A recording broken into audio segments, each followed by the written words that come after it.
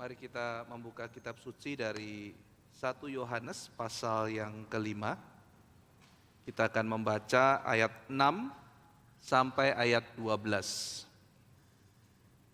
1 Yohanes pasal 5 ayat 6 sampai ayat 12. Saya akan membaca ayat ke-6 dan jemaat membaca ayat ke-7. Kita bergantian membaca sampai ayat ke-12. Inilah dia yang telah datang dengan air dan darah, yaitu Yesus Kristus, bukan saja dengan air, tetapi dengan air dan dengan darah. Dan rohlah yang memberi kesaksian, karena roh adalah kebenaran. Sebab ada 3 yang memberi kesaksian di dalam sorga, Bapa, Firman, dan Roh Kudus, dan ketiganya adalah satu. Dan ada 3 yang memberi kesaksian di bumi, roh dan air dan darah, dan ketiganya adalah satu. Kita menerima kesaksian manusia, tetapi kesaksian Allah lebih kuat. Sebab demikianlah kesaksian yang diberikan Allah tentang anaknya. Barang siapa percaya kepada anak Allah, ia mempunyai kesaksian itu di dalam dirinya. Barang siapa tidak percaya kepada Allah, ia membuat dia menjadi pendusta, karena ia tidak percaya akan kesaksian yang diberikan Allah tentang anaknya. Dan inilah kesaksian itu, Allah telah mengaruniakan hidup yang kekal kepada kita, dan hidup itu ada di dalam anaknya. Barang siapa memiliki anak, ia memiliki hidup. Barang siapa tidak memiliki anak, ia tidak memiliki hidup. Mari kita berdoa. Bapa dalam surga, kiranya Tuhan boleh memberkati setiap kami yang telah membaca firman-Mu. Kiranya Tuhan beranugerah, kami percaya bahwa firman-Mu adalah kebenaran, dan roh-Mu akan menuntun kami untuk masuk ke dalam kebenaran-Mu. Biarlah Tuhan boleh memberikan kepada kami pada hari ini kesempatan untuk bertumbuh di dalam iman yang sejati. Terima kasih ya Tuhan, dalam nama Tuhan Yesus kami berdoa.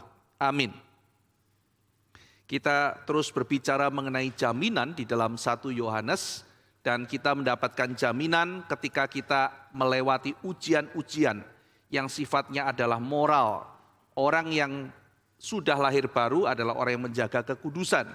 Orang yang sudah lahir baru adalah orang yang taat mengikuti perintah Tuhan. Kita sudah melihat ada ujian relasi. Mereka yang sudah lahir baru mengasihi satu dengan yang lainnya. Dan kemudian ada yang namanya ujian doktrinal. Bahwa mereka yang lahir baru percaya kepada Tuhan Yesus sebagai Mesias dan anak Allah. Nah, kita melihat salah satu ciri kelahiran baru adalah iman terhadap doktrin yang spesifik. Sehingga kita tidak hanya mengatakan, oh kalau saya sudah mengasihi maka saya artinya adalah sudah lahir baru, sudah lahir dari atas. Tetapi kita melihat salah satu ciri jaminan dari kelahiran kembali adalah doktrin yang benar.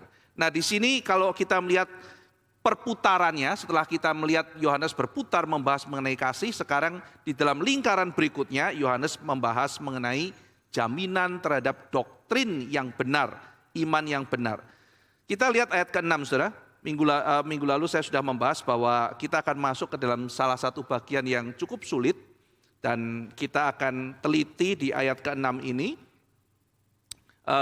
Di sini dikatakan inilah dia yang telah datang dengan air dan darah. Jadi air dan darah yaitu Yesus Kristus. Bukan saja dengan air, tetapi dengan air dan darah. Nah kita melihat ya konteksnya kan masih pasal 4 ya. Pasal 4 kita sudah membahas mengenai membedakan roh. Ujilah tiap roh, tidak setiap roh datangnya dari Tuhan. Jadi Yohanes menekankan bahwa kita harus membedakan roh. Nah di bagian ini dikatakan bahwa Yesus itu bukan hanya datang melalui air saja. Nah ini penekanannya kan. Jadi kita lihat ya, Yesus Kristus bukan saja dengan air, tetapi dengan air dan darah. Nah jadi ada problem di sini. Kita melihat ada sebuah problem, ada orang yang menekankan Yesus datang dengan air, lalu kemudian Yohanes mengatakan enggak, Yesus bukan hanya datang dengan air, tetapi Yesus datang dengan air dan darah. Nah jadi kita menangkap ya, ada kontroversi di sini, ada problem di sini, yaitu ada orang-orang yang hanya menekankan Yesus datang melalui air, tetapi dia menekankan, Yohanes menekankan Yesus datang melalui air dan melalui darah. Nah, jadi jelas dari konstruksi ini bahwa memang ini adalah sebuah counter terhadap sebuah kesalahan doktrinal. Ya, ada orang yang mengajarkan salah dan kesalahan itu adalah mengajarkan Yesus yang hanya datang dari air, itu sebuah kesalahan dan di counter dengan ajaran yang benar, yaitu Yesus datang dengan air dan darah. Masalahnya adalah apa yang dimaksud dengan air dan apa yang dimaksud dengan darah. Kenapa tidak dibahas lebih lanjut, saudara? Karena asumsinya adalah ketika Yohanes menulis surat ini, maka penerima surat itu kan mengerti bidat apa yang mereka hadapi. Ajaran sesat apa yang sedang mereka hadapi. Tetapi kita yang sudah terpisah sekian ribu tahun, itu kesulitan untuk memahami apa sebetulnya yang sedang mereka hadapi. Ada kontroversi apa gitu. Nah, jadi kita perlu usaha ya untuk kita bisa mencoba memahami kira-kira apa itu air dan darah. Nah, tentu saja kita tidak bisa lepas daripada sepanjang sejarah ada orang-orang yang Tuhan pakai untuk mencoba menafsir bagian ini. Nah, ada yang menafsir pertama, saudara ya, ada yang menafsir melihat air dan darah ini merujuk kepada dua sakramen. Oke, masuk akal. Air, sakramen baptisan. Lalu kemudian darah, perjamuan kudus. Oh ya, masuk akal gitu ya. Nah, jadi ini kita sebut saja pendekatan sakramen ya dalam melihat air dan darah. Cukup bagus ya, jadi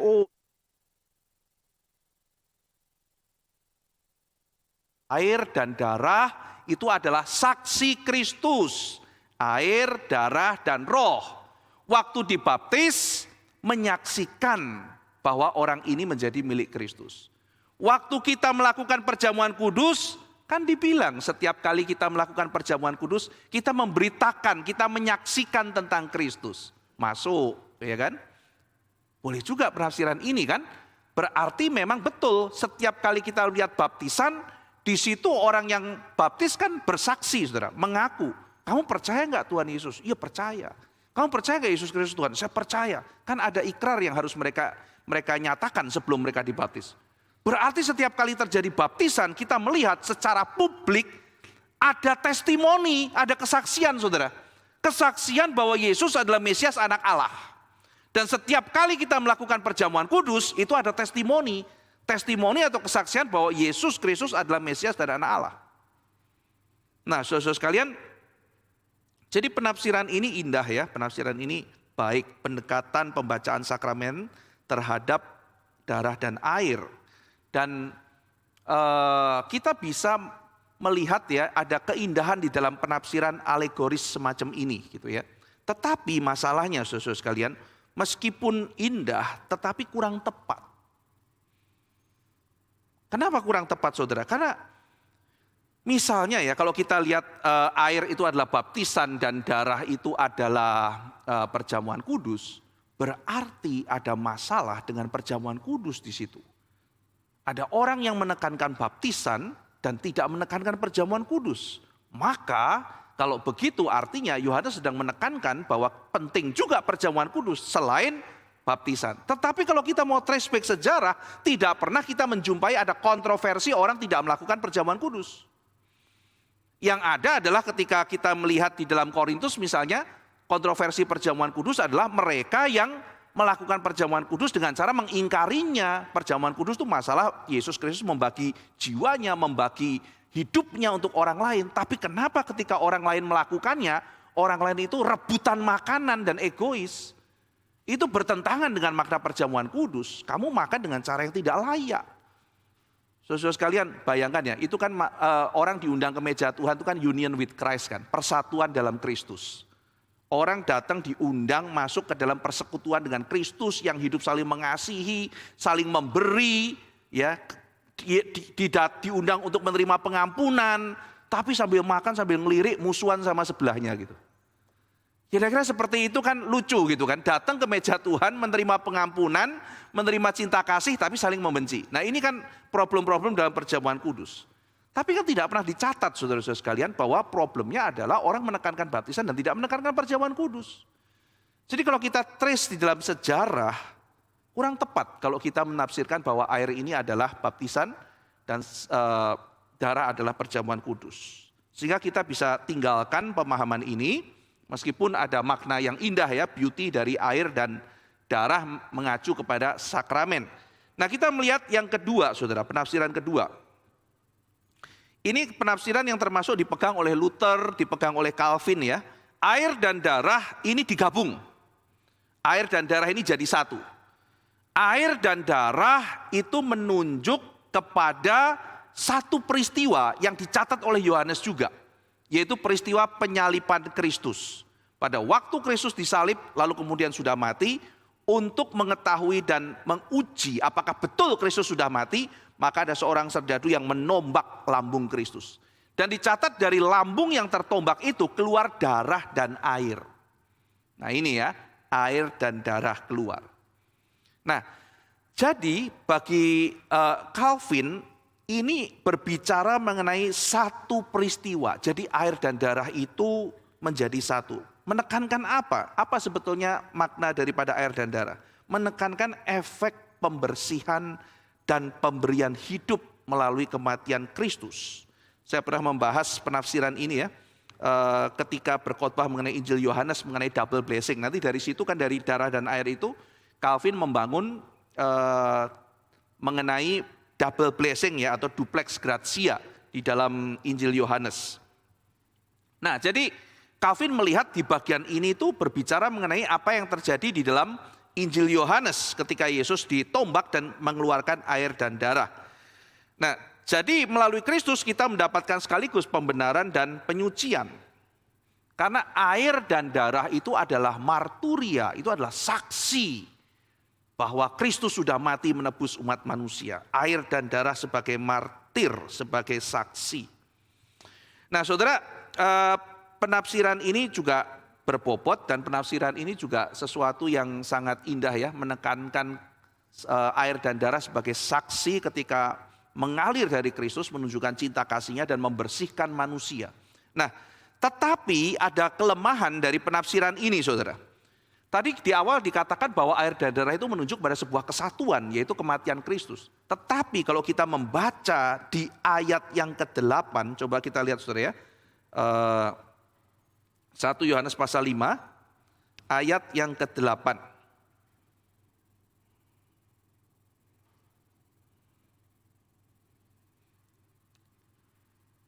Nah, di layar juga sudah muncul ya. Roh dan air dan darah. Nah, saudara perhatikan itu ya. Roh dan, ada kata dan dalam bahasa Yunani kai. Berarti roh dan air itu terpisah ya. Dan darah. Berapa yang memberi kesaksian? Bukan satu, tapi tiga. Ketiganya adalah satu, tapi ketiganya. Nah, jadi kalau kita mengatakan bahwa air dan darah menjadi satu, itu kurang tepat. Karena di sini penulis sekali lagi menekankan ada tiga hal. Darah, air, roh, dan ketiganya adalah satu. Nah, jadi kita meninggalkan penafsiran yang kedua ini. Ini argumentasinya banyak saudara, karena ini khotbah bukan ini ya, bukan kuliah streets atau apa. Saya hanya ambil secuplik argumentasinya. Sebetulnya ada banyak argumentasi yang bisa diberikan, tetapi saya hanya ambil beberapa karena ya kita poinnya adalah sebetulnya kita akan memahami bagaimana kita memahami air dan darah. Lalu berikutnya saudara, ada seorang kontemporer ya namanya Tom Thatcher. Tom Thatcher ini memberikan sebuah penafsiran ya. Tom Thatcher mengatakan air itu adalah lambang Roh Kudus. Air itu melambangkan Roh Kudus. Ini bukan sesuatu yang sembarangan ya. Kalau kita membaca Injil Yohanes jelas sekali. Kita juga pernah mengkhotbahkan itu ya. Pada waktu Yesus mengatakan akulah air hidup.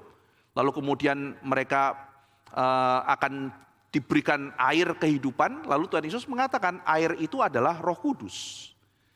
Jadi memang di dalam Injil Yohanes sendiri air berkali-kali diidentikan dengan Roh Kudus yang membersihkan, yang menyegarkan dan sebagainya.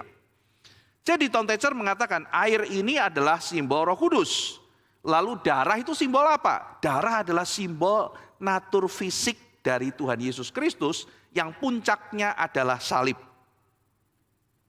Nah, yang menarik adalah ketika Tom Thatcher menafsirkan itu, yaitu air itu adalah roh dan darah itu adalah berbicara mengenai Kristus yang akan naik ke kayu salib, dia mencoba untuk address permasalahan di situ. Ingat sekali lagi bahwa ketika Yohanes menulis, dia jelas berhadapan dengan sekelompok pengajar sesat. Sehingga dia mengatakan, Yesus datang bukan cuma dengan air, tapi dengan air dan darah. Dia mengatakan demikian. Berarti ada sebuah permasalahan. Nah, permasalahannya apa? Nah, ini Tom Thatcher juga mencoba untuk mengadres permasalahan itu. Dia berargumentasi. Problemnya kelompok orang yang sesat yang keluar dari gereja itu adalah sekelompok orang yang berlebihan mengartikan ajaran Roh Kudus di dalam Yohanes 13 ayat 17. Jadi apa-apa Roh Kudus, apa-apa Roh Kudus, kita sudah membahas ya. Ada sekelompok orang yang dilawan oleh Yohanes. Mereka tuh mengatakan, kan Yohanes bilang Roh Kudus akan turun mengajar kita akan seluruh kebenaran. Artinya kita sudah tidak perlu diajar guru yang lain.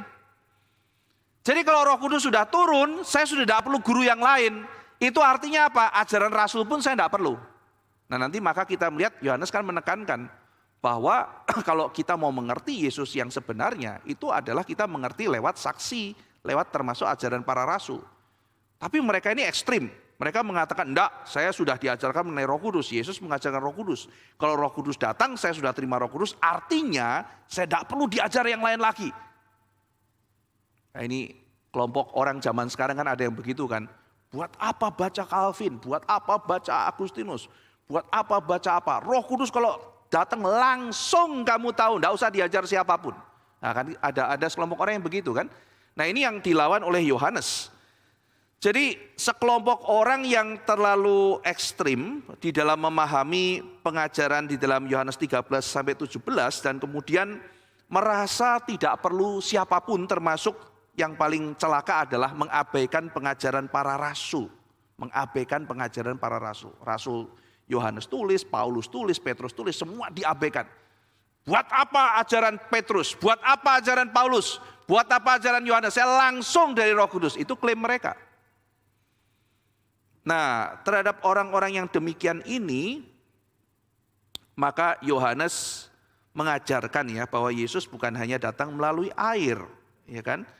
Yaitu Yesus yang hanya melalui roh saja, tetapi Yesus juga berbicara melalui kehidupannya, melalui daging, termasuk di situ adalah Yesus yang naik ke atas kayu salib, dan dia bisa dipahami juga melalui otoritas rasuli. Ajaran para rasul gitu ya. Jadi itu yang mencoba untuk ditekankan oleh dia. Nah, tafsiran ini mencoba untuk bukan hanya memahami apa itu air dan darah, tetapi juga untuk mencoba menjawab kesulitan yang dihadapi jemaat waktu itu. Tapi ada problem, saudara. Sekali lagi problem yang sama yang dihadapi, yaitu roh dan air itu dipisah. Sekali lagi roh dan air itu dipisah ya, berkali-kali dipisah. Dan kalau dipisah maka air menunjuk kepada apa gitu ya. Air menunjuk kepada, dia katakan kepada roh. Tetapi nanti kita melihat bahwa di bagian 3 di ayat 8 itu kesaksiannya ada 3, yaitu air, lalu kemudian darah, dan yang ketiga adalah roh. Nah, kalau air ini merujuk kepada Roh Kudus, ketika masuk ke ayat 8 jadi kacau tafsirannya. Air, darah, dan air yang adalah roh. Jadi begitu, saudara. Nah, ini kan tidak konsisten ya di dalam sini, sehingga akhirnya meskipun ini menjawab beberapa keberatan dan beberapa kesulitan, tetapi tidak bisa konsisten. Ya. Nah, saudara-saudara sekalian, bagaimana kita memahami? Sekarang kita masuk bagaimana saya memahami air dan darah. Nah, saudara, kalau kita kembali kepada tafsiran misalnya para bapak gereja seperti Tertulian ya, dan banyak orang-orang di awal yang memahami catatan Yohanes dan juga dipegang oleh banyak sekali teolog, air itu diidentikan merujuk kepada baptisan yang diterima oleh Yesus. Darah berbicara mengenai kematian Kristus di atas kayu salib. Kita ingat saudara ya, jadi ketika kita bicara Yesus adalah Mesias, poin utama masuk ke dalam tugas mesianiknya adalah ketika Yesus Kristus dibaptis. Dan air itu menjadi saksi bagaimana Yesus itu masuk dalam tugas kemesiasannya. Lalu kemudian Bapa Roh Kudus turun di atas Yesus dan suara dari surga berseru, inilah anakku yang kukasihi. Ada kesaksian. Kepadanya aku berkenan. Baptisan itu menjadi saksi. Air menjadi saksi. Yesus adalah Mesias. Yesus adalah anak Allah. Masuk ke dalam tugas itu. Kematiannya menjadi saksi, saudara. Saudara ingat ya, ada satu orang yang digerakkan, lalu kemudian mengatakan, sungguh dia ini adalah anak Allah. Darahnya itu tumpah, memberikan kesaksian bahwa dia adalah anak Allah. Dia adalah Mesias. Nah saudara-saudara, jadi air merujuk kepada baptisan yang diterima oleh Kristus, darah merujuk kepada kematian Kristus. Nah saudara-saudara sekalian, maka kalau kita melihat ini mengacu kepada bidat apa gitu. Apa yang sebetulnya sedang dihadapi. Kita melihat saudara, pada saat itu ada protodosetisme. Protodosetisme itu nanti akan menjadi dosetisme di abad yang kedua. Tetapi dalam protonya yang dihadapi oleh Yohanes, seperti misalnya Serintus yang dihadapi oleh dia, itu percaya bahwa Yesus itu manusia biasa, guru. Lalu kemudian pada waktu pembaptisan itu dimasukin oleh Roh Kudus, lalu jadi Tuhan. Jadi dia jadi Tuhan, oke, berarti Yesus itu adalah manusia biasa, dia guru biasa. Tetapi dia menjadi Tuhan, menjadi Kristus waktu baptisan. Lah bagaimana waktu penyalipan? Waktu penyalipan, waktu darah itu rohnya pergi. Yang disalib manusia. Jadi yang disalib adalah manusia, Yesus Kristusnya pergi. Meninggalkan dia, makanya dia teriak Eli Eli lama sabaktani. Jadi yang mati buat kita itu bukan Tuhan, itu manusia. Wah ini kan bidat gitu ya. Bidat ini, bagaimana mungkin kesatuan antara kemanusiaan dan ketuhanan Kristus dipisah-pisah seperti ini. Yesus itu tidak menjadi Tuhan pada waktu pembaptisan, tidak, sebelum itu sudah menjadi Tuhan. Nah, jadi ketika dia kenosis, dia menjadi manusia, ya kan? Dia bukan mengambil satu tubuh lalu dimasukin begitu, tetapi itu menjadi sesuatu yang indah bagaimana di dalam pengosongan diri itu Allah menambahkan kemanusiaan ke dalam keilahiannya dia. Bukan dia tidak menjadi Allah, tetapi dia menambahkan sesuatu di dalam keilahiannya dia. Saudara-saudara sekalian, maka kita melihat bahwa dia pada waktu itu Yohanes menghadapi protodosetisme, ya. Jadi Yesus bukan cuma air saja, dia pada waktu disalib dia juga adalah Tuhan. Maka dengan demikian Yesus bukan cuma Yesus air, tapi air dan darah. Dan bukan itu saja, ditambah roh. Ditambah roh, saudara. Jadi kalau kita bayangkan, saudara ya, ada seorang pengkhotbah itu menggambarkan ruang pengadilan gitu ya. Saksi pertama masuk, datang. Saksi pertamanya itu air. Air, kamu jadi saksi? Iya, saya jadi saksi. Oh, air jadi saksi. Apa yang kau saksikan? Saya pernah dipakai oleh Yohanes Pembaptis, air sungai Yordan. Aku menyaksikan peristiwa bagaimana Yesus dibaptiskan. Dan aku menjadi saksi, kesaksian Allah Bapa menyatakan inilah anakku yang kukasihi. Oke, saksi kedua muncul, darah. Orang-orang udah mulai melihat, saksi yang pertama air, yang kedua darah. Saudara darah, Anda mau bersaksi? Saya bersaksi. Apakah Anda akan mengatakan sejujurnya? Saya akan mengatakan sejujurnya. Apakah Anda berjanji akan mengatakan yang sebenar-benarnya? Iya, saya akan mengatakan sebenar-benarnya. Oke, saudara darah, apa yang Anda lihat? Saya menjadi saksi ketika ditumpahkan dari tubuh Yesus Kristus yang adalah manusia. Ingat ya, ada sekelompok orang juga yang tidak percaya bahwa Yesus Kristus itu jadi manusia ya, tapi hanya penampakan saja. Darah menjadi saksi bahwa Yesus betul-betul menjadi manusia. Kita melihat di beberapa pasal yang lalu, ada sekelompok ajaran sesat yang menyangkali kemanusiaan Kristus. Jadi dia betul-betul tercurah dan dia adalah Allah yang mati. bagi umatnya. Oke, saksi yang ketiga, Roh Kudus. Ya, Roh Kudus masuk ruangan.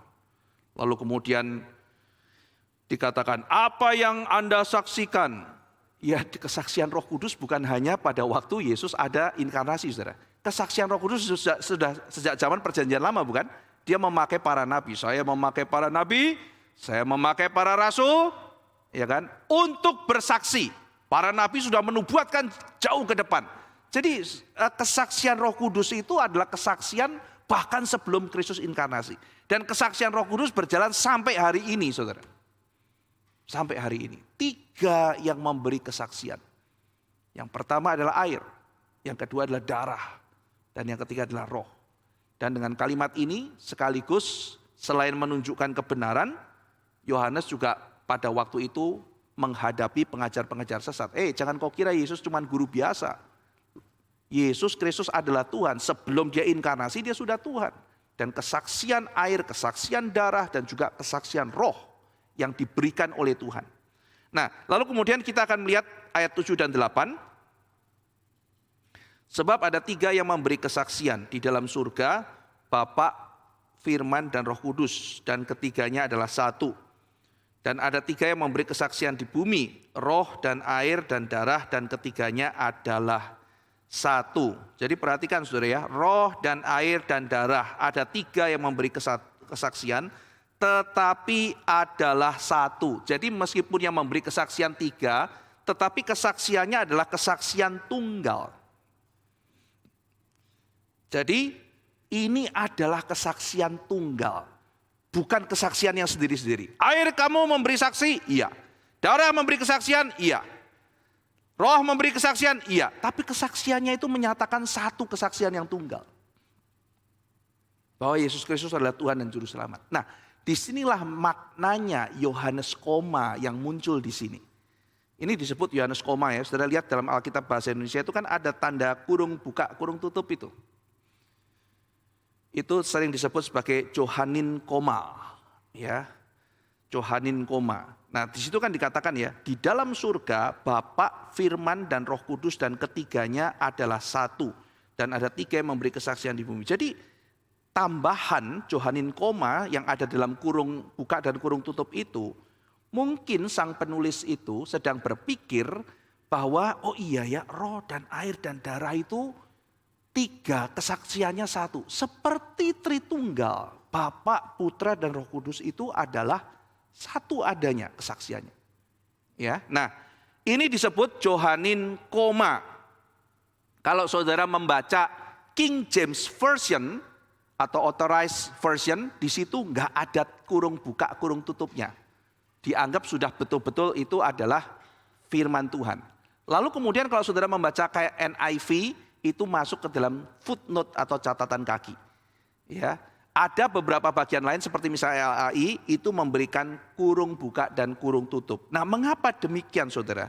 Karena bagian yang ada di dalam kurung buka dan kurung tutup ini kalau saudara membaca di dalam manuskrip Yunani yang awal-awal tidak pernah ditemukan.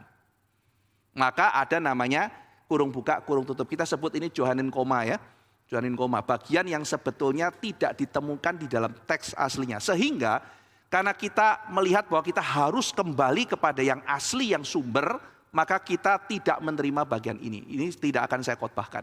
Dan kita juga tidak perlu membangun argumentasi Allah Tritunggal dari bagian ini. Ada bagian lain, dan kalau kita melihat saudara ya, Agustinus, lalu kemudian bapak-bapak gereja, Tertulian yang fight abis-abisan melawan Arianisme, mempertahankan doktrin Allah Tritunggal. Tidak satu pun yang pakai bagian ini. Tidak ada satu kutipan. Lucu ya. Jadi kalau misalnya ini kan jelas ya. Bapa, Putra, Roh Kudus, ketiganya adalah satu. Nah ini menunjukkan Tritunggal melawan oneness ya atau Unitarian. Pakai ayat ini. Lah kenapa ayat ini nggak dipakai? Ya karena memang awal-awalnya tidak ada. Lah kenapa tidak ada? Bagaimana bisa muncul? Nah kita omongin sejarahnya. Ya, kita omongin sejarahnya. Nah jadi saudara, saya juga akan menceritakan sedikit mengenai bagaimana Alkitab ini disusun. Bagaimana Alkitab ini disusun. Yang pertama saudara, otoritas Alkitab dari mana? Salah satu kita kalau melihat ya, otoriti Alkitab memang salah satunya adalah dikerjakan oleh Roh Kudus. Itu terdapat dalam Alkitab itu sendiri ya, bagaimana Roh Kudus bersaksi dalam hati kita. Makanya kalau saudara ikut kelas katekisasi, di situ dikatakan kan wibawa Alkitab dan otoritinya itu adalah karena Roh Kudus bekerja dalam hati kita, percaya Alkitab adalah firman Tuhan. Tapi bagaimana mulanya itu terjadi kanonisasi? Kanonisasi itu bukan kita seenaknya, oh ini Alkitab, oh ini bukan. Bukan demikian saudara. Tapi kanonisasi terjadi secara natural di dalam sejarah. Dan kemudian ketika dikanonkan itu hanya menetapkan apa yang sudah diterima oleh gereja. Nah kitab suci pertama kali itu diterima dan mempunyai otoritasnya, saudara jangan lupa. Bahwa ketika pertama kali Tuhan meminta Musa untuk menuliskan Pentateuch, Tuhan hadir dalam sejarah. Maka penulisan kitab suci tidak bisa dilepaskan dari kehadiran Tuhan dalam sejarah. Kita tidak percaya bahwa Tuhan itu muncul karena ada kitab. Oh ada kitab, oh kita tahu ada Tuhan. Enggak saudara. Kita melihat Tuhan itu hadir dalam sejarah, ketemu orang namanya Musa. Ya kan, Musa diketemuin. Lalu kemudian dia melakukan yang dahsyat terhadap orang Mesir. Orang Israel ketakutan. Lalu bilang saya jangan ketemu Tuhan lah, saya perlu mediator. Musa jadilah mediator kita. Musa setuju, lalu Tuhan mengatakan, ya ini wakilku ya. Iya Tuhan wakilmu tuh Musa ya. Aku berbicara lewat Musa ya. Iya Tuhan berbicara lewat Musa. Percaya? Percaya. Oke sekarang Musa tulis. Nah jadi saudara lihat ya. Di sini wibawa Tuhan hadir ketika mereka melihat Musa menjadi perwakilan Tuhan berbicara kepada mereka lewat Musa, lalu kemudian Musa menulis itu menjadi otoritas dari Pentateuch. Nah, setelah Musa tulis Pentateuch diberikan, kita melihat ya di dalam zaman Yosua dan sebagainya bagaimana mereka menuruti kan, harus kembali kepada apa yang dituliskan. Jadi kalau kita melihat dalam sepanjang sejarah nabi-nabi, mereka itu harus kembali kepada Pentateuch karena itu adalah firman Tuhan. Itu firman Tuhan, ini perkataan Tuhan. Gitu. Dan orang Israel ya setuju, memang Tuhan berkata kok. Mereka berkata kok, Tuhan berkata kok kepada Musa, jelas itu kita mengetahuinya. Ini memang firman Tuhan. Lah bagaimana dengan kitab nabi-nabi dan yang lain? Ingat, Ulangan pasal 18. Tuhan bilang, aku akan mengirim nabi-nabi. Bagaimana membedakan nabi asli dan nabi palsu? Kalau nubuatannya benar dan sebagainya itu nabi asli, kalau yang salah terlalu berani dia penubuat itu nabi palsu. Ingat, di situ Tuhan memberikan prinsip membedakan nabi asli dan nabi palsu. Artinya apa saudara? Artinya Tuhan masih akan kirim yang asli. Nah berarti terbuka untuk wahyu berikutnya. Itulah kanon PL. Dan kanon PL sudah ditutup, disetujui oleh Kristus Yesus ketika turun ke dalam dunia. Nah, ketika Yesus Kristus turun ke dalam dunia, sebagaimana mereka melihat kehadiran Allah, lalu kemudian mereka beriman kepada apa yang ditunjuk oleh Tuhan sebagai wakil untuk menuliskan, yaitu Musa. Maka di dalam perjanjian baru, inti otoritinya adalah Kristus. Wah, Kristus adalah Tuhan. Maka ajaran Kristus itu adalah perkataan Tuhan. Karena Kristus adalah Tuhan kok. Apa yang Yesus katakan itu adalah kebenaran. Apa yang Yesus katakan itu adalah firman Tuhan. Nah sekarang otoritinya dari mana? Otoriti berikutnya Yesus memberikan kepada murid-muridnya. Dan dikatakan Roh Kudus akan mengingatkan semua yang saya katakan. Itu adalah otoriti perjanjian baru. Nah saudara, setelah perjanjian baru ditulis lalu disebarkan saudara. Lalu kemudian mereka terima sebagai sesuatu yang berotoritas. Jadi jangan percaya tuh hoax-hoax yang bilang film-film yang bilang itu dibuat oleh Konstantin. Aduh, gitu. Dibikin oleh Konstantin. Tritunggal tuh bikinan Konstantin. Aduh, saudara, kalau dibilang secara doktrinal, Konstantin tuh lebih dekat ke Unitarian ketimbang ke Tritunggal. Kok dia bisa mengesahkan Tritunggal itu dari mana gitu ya? Itu banyak orang-orang kadang-kadang ditipu ya lewat, karena itu film kan, tidak ada juga penjelasan dan sebagainya. Oh, kira-kira begitu. Ya kan? Nah jadi saudara, Alkitab itu kemudian disalin dan itu tuh menjadi sesuatu yang tersebar luas, di Mesir ada, di Romawi ada. Jadi kalau dibilang Alkitab itu Yesus tuh jadi Kristus tuh diedit sama orang Kristen. Aduh, gimana cara ngeditnya? Gimana cara ngeditnya? Konstantin sudah mengubah, tidak bisa. Konstantin mengubah, dia harus kumpulin tuh puluhan ribu naskah yang ada di mana-mana. Lalu kemudian bukan daerah kekuasaannya pula, sudah nyebar kemana-mana, dikumpulin lalu dibakar, bikin baru. Tidak kayak begitu saudara. Alkitab tidak begitu, nyebar. Nah itulah saudara-saudara sekalian, apa yang dianggap sebagai kelemahan. Versinya banyak, justru itu. Karena versinya banyak, kita bisa saling komparasi, termasuk bagian ini. Saya nangkap ya, justru apa yang dianggap orang sebagai kelemahan, itulah kelebihan, itu cara Tuhan. Mau dipalsuin, gimana cara malsuinnya? Nyebarnya sudah begitu banyak kok, kita bisa komparasi. Ini teksnya ini, makanya ahli-ahli teks itu ya, itu kerjanya nggak main-main itu. Nah, jadi sekarang kenapa kita bisa mendapatkan Yohanin koma di sini? Kenapa muncul di sini? Nah, ceritanya itu adalah awalnya dari Erasmus. Erasmus, saudara, itu adalah orang yang terpandang sekali ya, seorang scholar di zaman Renaissance, seorang yang juga sangat berpengaruh bagi Luther. Dia itu pada tahun 1515 menerbitkan cetakan perjanjian baru dalam bahasa Yunani. Wah, dia bisa kumpulkan. Saat itu kan Alkitab dalam bahasa Latin ya, dalam sebutnya Vulgata.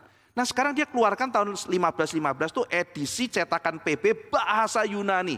Wah, itu zaman itu betul-betul luar biasa karena kita tahu Renaissance itu simbolnya adalah back to the first source. Jadi teksnya bilang apa, yang asli seperti apa. Nah, karena ada back to the first source, maka teologi juga berkembang. Karena banyak orang yang bilang, Agustinus ngomong begini, Agustinus ngomong begitu. Ketika teksnya dimunculkan, kaget mereka.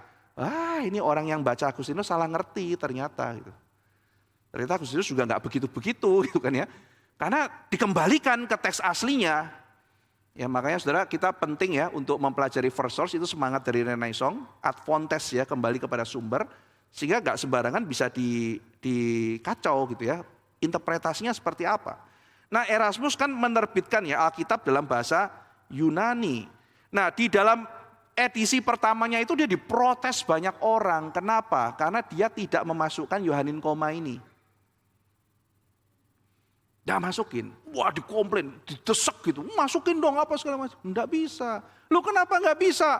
Nah, karena itu memang di dalam manuskrip Yunani nggak pernah ada. Itu baru muncul di abad ke-4, lalu kemudian di abad ke-8. Itu baru muncul di Vulgata gitu. Tapi di dalam manuskrip yang Yunani tidak ditemukan. Tidak ada gitu. Didesek sama mereka. Karena memang di Vulgata ada kan. Di Vulgata ada. Ya. Loh, selama ini di Vulgata ada kok. Maka saking, sudah mungkin ya, zaman itu ya, desekannya terlalu besar. Sampai akhirnya dia ngomong begini. Erasmus ya. Kalau ada satu orang bisa tunjukkan saya ada satu naskah yang ada Yohanin koma, saya masukin. Ada yang ngasih, saudara. Dan dia udah terlanjur ngomong. Ya kan? Nah itu di zaman itu tentu saja saudara, pembuktian apa segala macam nggak secanggih di zaman sekarang gitu. Lalu kemudian ketika itu ya sudah, saya udah terlanjur ngomong, ada yang kasih. Ya kan, ada yang kasih. Dia sebetulnya masih ragu, ini benar enggak ini? Bagaimana cara ngeceknya dan sebagainya? Apakah ini betul, asli atau enggak? Tapi karena dia sudah bicara dan memang ada manuskripnya, sudah dia tulis. Dimasukkan di situ. Nah, sehingga ketika penerjemahan King James Version yang mengikuti apa yang dicetak oleh Erasmus berikutnya, maka di situ muncul Yohanin komanya muncul. Ya, Yohanin koma muncul. Tetapi kita tidak menemukannya di dalam berbagai manuskrip Yunani yang awal. Sehingga diduga misalnya kayak begini, kayak saya lupa Bruce Metzger atau siapa pernah bilang begini ya, itu ahli teks ya. Jadi kemungkinan ketika ditulis, ketika sampai bagian itu, sang penulis ini kasih footnote gitu loh. Ini 3-1 ini kayak Tritunggal, kesaksian di surga. Bapa, Putra, Roh Kudus adalah 3 pribadi, tapi 1 kesaksian. Jadi ditulis ya sebuah footnote. Tapi orang lain yang kemudian menulisnya dikirain tuh sebelahannya ditulis begitu. Jadi menjadi bagian dari kitab suci. Nah, jadi ini saudara ya, maka ketika sudah nyebar ke dalam dunia Latin, tapi ketika kembali loh, enggak ada loh. Di trace back lagi sampai yang paling lama, enggak ada. Nah, jadi kita akhirnya memberikan ini adalah Yohanin koma. Dan kita sebagai orang reformasi yang percaya bahwa kita harus sedekat mungkin dengan yang asli, maka kita tidak menerima bagian yang koma. Nah, saya lanjutkan saudara ya. Jadi kita baca ayat 7 dan 8 ya. Sebab ada 3 yang memberi kesaksian, langsung saya lanjutkan. Roh dan air dan darah dan ketiganya adalah 1. Ya, yang komanya kita hilangkan saja karena ini adalah catatan kaki. Roh dan air dan darah dan ketiganya adalah 1. Ya. Nah, Sekarang kita bisa melihat di ayat ke-9. Kita menerima kesaksian manusia, tetapi kesaksian Allah lebih kuat. Sebab demikianlah kesaksian yang diberikan Allah tentang anaknya. Ya. Jadi ketika Roh Kudus bersaksi, maka itu adalah kesaksian Bapa kepada anak. Jadi darah bersaksi, air bersaksi, roh bersaksi. Ya, mereka ini adalah kesaksian tunggal, kesaksian tentang anak. Dan ini adalah kesaksiannya Bapa melalui itu. Ini adalah kesaksian Bapa. Jadi kesaksian Allah lebih kuat. Kesaksian Allah tentang anaknya.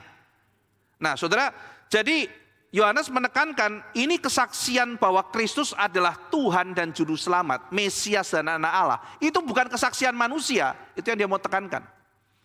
Waktu kita berhadapan, ketika kita bertanya, siapa yang berani bersaksi bahwa Yesus adalah anak Allah? Saudara, siapa yang bersaksi? Yang bersaksi Allah sendiri. Jadi Yohanes menunjukkan betapa seriusnya kebenaran bahwa Yesus adalah Tuhan dan Juru Selamat. Ini kesaksiannya Allah sendiri loh. Ini bukan kesaksian manusia loh. Jadi apa yang disaksikan oleh Yohanes ini bukan cuma kesaksian dia sendiri. Yohanes itu seorang saksi saudara. Dari awal pasal 1 kita sudah mempelajari. Yohanes seorang saksi. Dia mengatakan, ia saksi dari semula. Ia ada pada waktu Yesus disalibkan di Golgota. Ia saksi pertama yang masuk ke kuburnya Yesus. Lalu kemudian menjumpai Yesus sudah bangkit. Ia ada di dalam upper room waktu Yesus bicara, menampakkan dirinya setelah kebangkitan. Ia hadir waktu Yesus dia terangkat ke surga. Jadi Yohanes ini adalah saksi. Dia ikut Yesus dari awal, dia juga saksi. Maka dia mengatakan, yang saya lihat, yang saya pegang, yang saya dengar tentang firman hidup, itulah yang saya saksikan kepada kamu. Tapi dia juga mengatakan yang saya saksikan ini lebih besar dari saya. Kesaksian yang jauh lebih besar dari kesaksian saya. Dan di sini Yohanes berbicara, ini testimoni Allah sendiri, testimoni darah, testimoni air, testimoni roh, yang adalah kesaksian Allah sendiri. Jadi ketika kita menyaksikan saudara sekalian, Yesus itu Tuhan, Yesus itu Juru Selamat. Saudara tahu di belakang kita ini ada kesaksian apa? Ini kesaksiannya Allah sendiri, saudara. Setiap kita yang memberitakan firman Tuhan, memberitakan Injil, dan kita ketika dihina, kita dibully mungkin. Kok kamu percaya yang seperti itu? Kita mesti ingat, saudara. Kesaksian ini bukan kesaksian saya sendiri. Ini bukan kesaksian Yohanes. Ini bukan kesaksiannya kakak kelas saya atau guru sekolah minggu saya. Ini kesaksiannya Allah sendiri. Demikian kuat. Maka ayat 10 dan ayat berikutnya, kita baca ayat 10 ya. Barang siapa percaya kepada anak Allah, ia mempunyai kesaksian itu dalam dirinya. Dan barang siapa tidak percaya kepada Allah, ia membuat dia menjadi pendusta. Karena ia tidak percaya akan kesaksian yang diberikan Allah tentang anaknya. Ayat 10 ini bicara mengenai dua kelompok yang disebut dengan kelompok barang siapa. Kelompok pertama adalah kelompok barang siapa yang percaya, saudara. Lalu kelompok yang kedua adalah barang siapa yang tidak percaya. Jadi yang kelompok pertama, barang siapa percaya kepada anak Allah. Jadi ini adalah kelompok pertama. Saudara termasuk yang mana? Barang siapa yang pertama atau barang siapa yang kedua?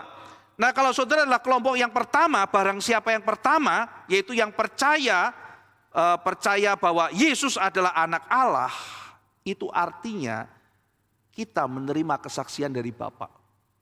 Bapa bersaksi dan kita mengatakan, iya Tuhan. Ketika kita kembali ke tempat pengadilan, lalu kemudian setelah air, darah, roh, Yohanes memanggil. Untuk kesaksian berikutnya, kita panggilkan Allah Bapa. Semua berdiri gitu ya, ketakutan. Bapa masuk ruangan. Apakah Anda akan mengatakan, enggak berani ya, Anda pasti benar gitu ya. Gitu. Apa yang Bapak mau saksikan?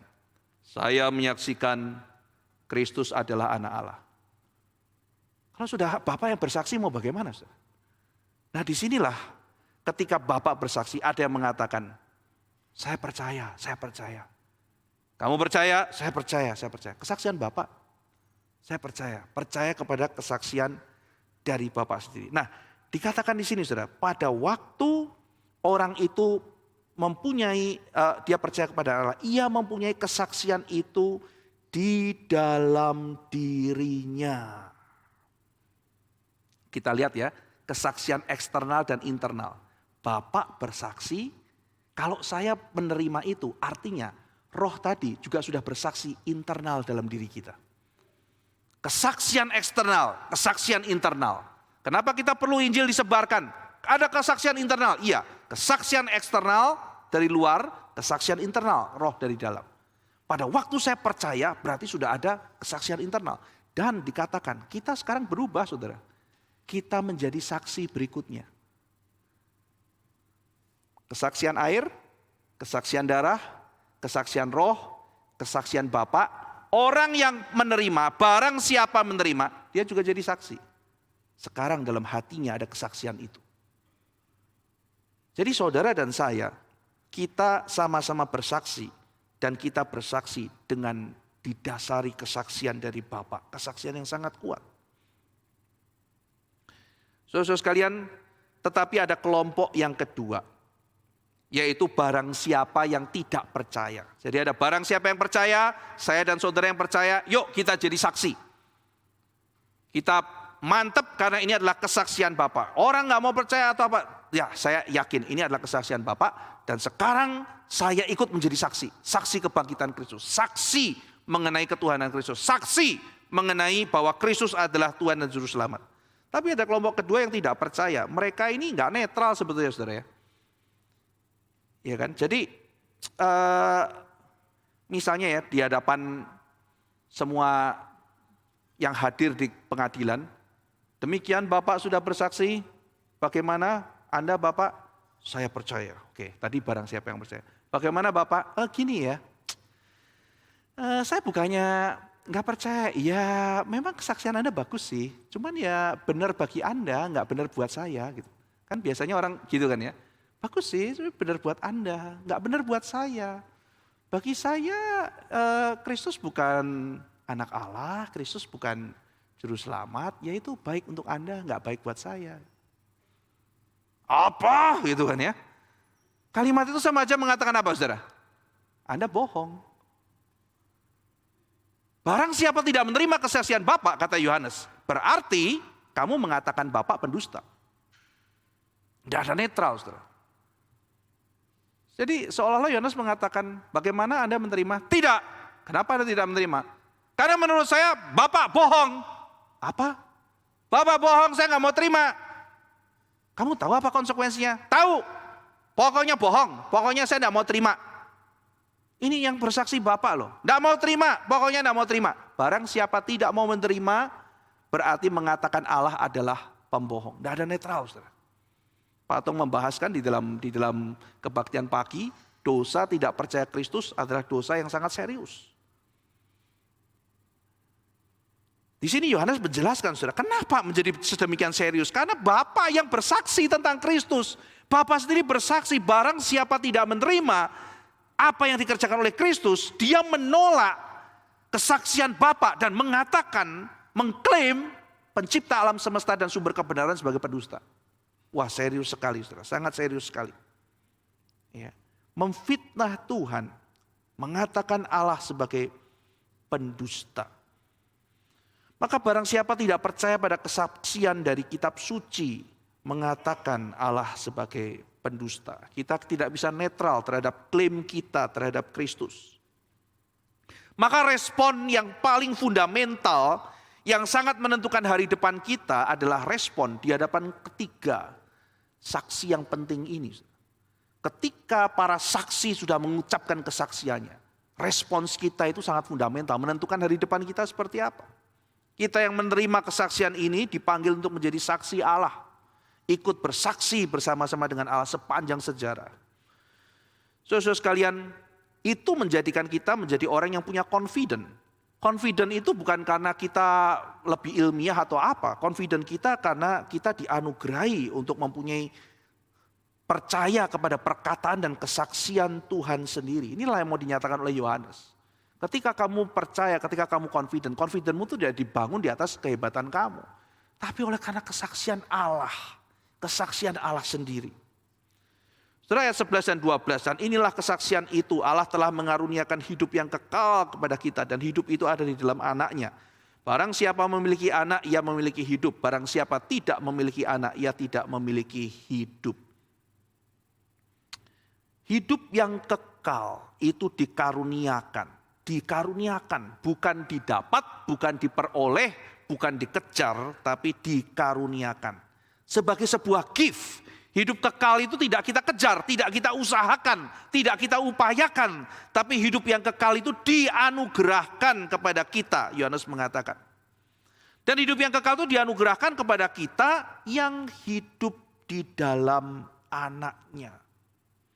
Jadi kunci kehidupan yang kekal adalah menerima kesaksian Bapa, kesaksian air, darah, dan roh. Dan menerima kesaksian mereka berarti percaya bahwa Yesus Kristus adalah Tuhan dan Juru Selamat, Mesias, Anak Allah yang hidup. Saudara sekalian, inilah salah satu ciri kekristenan yang sejati. Memiliki kepercayaan yang spesifik, yang unik mengenai Yesus Kristus. Maka Yesus yang dipercaya bukan Yesus hasil imajinasi, bukan hasil konsensus, bukan hasil opini subjektif seseorang. Tetapi Yesus yang kita percaya. Mengapa harus demikian? Mengapa kita tidak kompromi? Karena ini adalah kesaksian Allah, bukan kesaksian kita. Karena ini adalah sesuatu yang diberikan Allah. Berbahagialah saudara yang hari ini mendengar kesaksian yang penting ini. Dan saudara mengatakan, Bapa, aku membuka hatiku, aku percaya kepada kesaksian itu. Dan saya mau percaya Yesus Kristus adalah Tuhan Juru Selamat. Dan aku mendapatkan hidup yang kekal. Mari kita berdoa. Bapa dalam surga, kami bersyukur bahwa Tuhan telah memberikan kepada kami kebenaran. Ketika Tuhan sudah memberikan kesaksian, biarlah kami tunduk dan takjub akan kesaksian-Mu. Biarlah kami membuka hati kami percaya dan beriman kepada kesaksian-Mu. Karena kesaksian Allah jauh lebih besar dari kesaksian manusia. Dan ketika Engkau bersaksi bahwa Kristus Yesus adalah Mesias, Anak Allah, biarlah kami memiliki iman kepada Yesus Kristus. Dan kami juga ikut bersama dengan segenap orang kudus yang mendapat anugerah, mendapatkan hidup yang kekal.